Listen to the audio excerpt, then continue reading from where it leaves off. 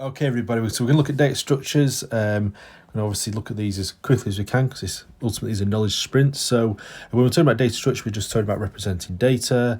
We're trying to do that in the most efficient way we can. We're trying to conserve as much memory as we can, but we also want to be able to access that data as fast as we can and make it as usable. So our first data structure we're going to look at is an array. An array is a very simple structure. It's what we call contiguous.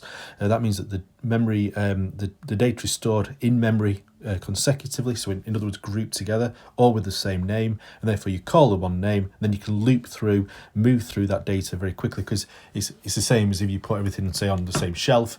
Easier to find, easier to use. Same principle, same logic. Thing to notice, it always starts with 0. With an array, we state the size of memory that we need, and then we need to make sure that we've got all of our elements of the same data type. What we mean by elements are those different bits within the array. So you can see that we've got array 1, 2, 3, 4, 5, 6. So the numbers there are our elements within inside the array, of which they each have an index. And going back to our index was here, starting with 0, 1, 2, 3, 4. Okay, so in other words, at location 2 is the number 3 because we go 0 for 1, 1 for 2, and then 2 for 3. As you can see here. So again, in the location 2, we now have Anna has been shown. Like I said, an array is contiguous, so it's stored together. So we putting that data in, and you can see I've given you some data Python code here to show how to do it. What we can do is select an item. So you can see within the code here, we select item number 2, and therefore we select cherry.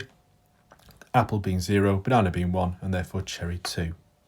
We can loop through arrays.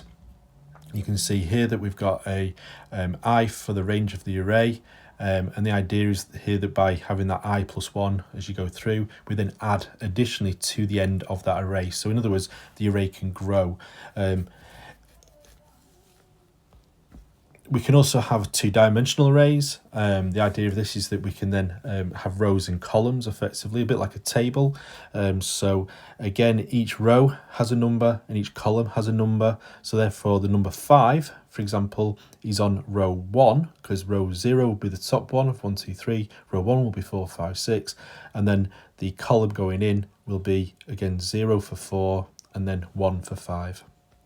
We can have three-dimensional arrays as well. So we can group columns together. Simple example of this would be in a cinema when you have multiple screens.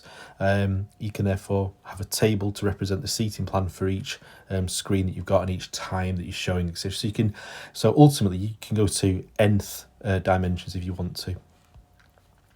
Again, here's the code for doing so. With all these codes, I'd recommend you pause it and have a proper look at them. I'm intentionally going quickly. So we've got our first layer and then our second layer, and again, sort of the same numbering system. So the first layer will be 0, second will be 1, and it's just shown in the order going across on the code instruction, as you can see.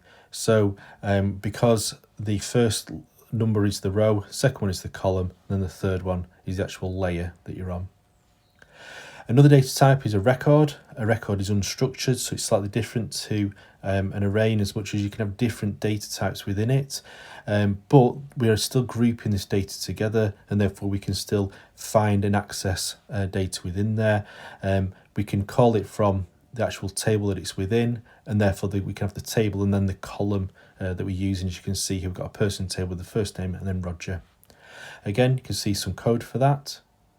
And you can see that we're using variables here and sort of naming across. So records are a very practical way of storing data, really, and you can kind of access particular items much easier.